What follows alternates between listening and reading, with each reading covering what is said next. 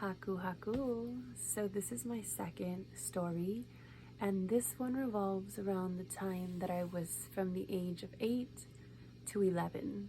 So when we first moved into this really old house, it was a pretty big size house, but it was like a cabin in the middle of a major city. It was so like out of place. But the house itself sat on like an acre of land, and then right next door was like a field that was about an acre. And I remember there was this man who would just run back and forth in that acre next door. He was a spirit. And so I called him the running man. And then across the street from that acre, from the empty field, there was a man who I called the pimp, because he would like lean with one foot against the tree, and he'd always have his head down in like this pimp hat and a long trench coat. Another spirit. And so I just called him the pimp, and both of them just mind their business, just came out at a certain time and just did their thing, and then there was the man who built the house that I lived in, and he would travel back and forth from the hallway, which sat in front of the master bedroom, and he'd come out to the living room, to the front door, and then he'd travel back. And I always seen it as like he's making his rounds, that he was always making sure his house was protected. And he wasn't stuck there. I knew he was not stuck. He chose to stay with that house because he's the man who built it. And so when he passed in that house, and he wanted to stay there. So he never was a threat to us. He always made me feel very safe, in fact. And that house was so old and so easy to break into. And in fact, there was a couple times it had come close that somebody had attempted, but was always scared off. And we were always safe and protected. So one day, I'm 11, and I'm taking a shower, and my brother, the trickster, is running back and forth from his room, which connects to the bathroom. So his room to the bathroom, and he's screaming, "Fire, fire, get out of the house."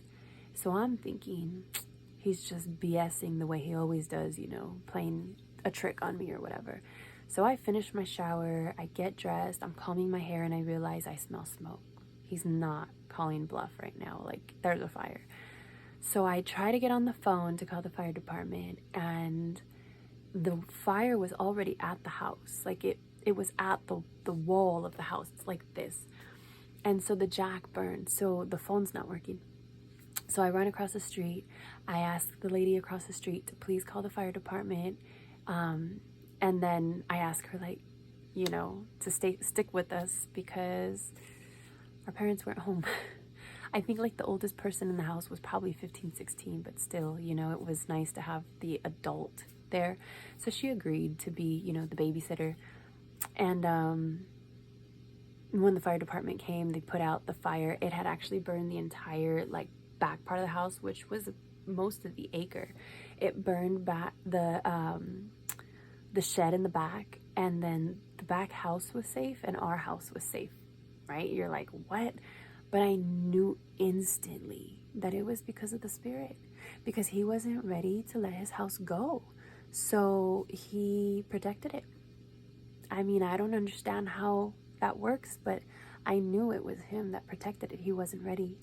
And so it wouldn't be until a couple years later where his children would actually sell the house, and they knocked it down and built 12 more houses on that property. And then he was free to go. There was no reason for him to be there anymore. He just wanted to stay with his house. So a couple years later, much later actually, his son passed away. And I only knew it because he actually came to me in a dream with his wife and his son, and he was so excited. He was telling them, "This is the girl, that could see me. This is the girl that could communicate with me." And so he introduced me to his family. That was pretty cool. But in that house there was a lot of spirit activity around me around the time. It wasn't the house, it was me, really. And I recall there was this spirit who was always in my left ear, talking. and he was speaking another language that I didn't understand. So I remember getting frustrated and telling him to just leave me alone because I didn't understand him. And at that time, I was walking home from school, and I probably looked so crazy because I'm like talking to thin air, yelling, like, leave me alone. And he did. He obeyed, my request. But now thinking back, I think he was speaking Tongva, and I think it was an ancestor. But at that time, I didn't know enough. And I was not scared, but like frustrated and annoyed. So I snapped, But yeah, it was a time that there was a lot of spirit activity. And the main reason of sharing this story was to share the fire that should have left us for homeless, but didn't, because there was a spirit that was protecting the house that he built that kept us safe. So yeah, that's my story. Thank you for tuning in, and catch you on the next story.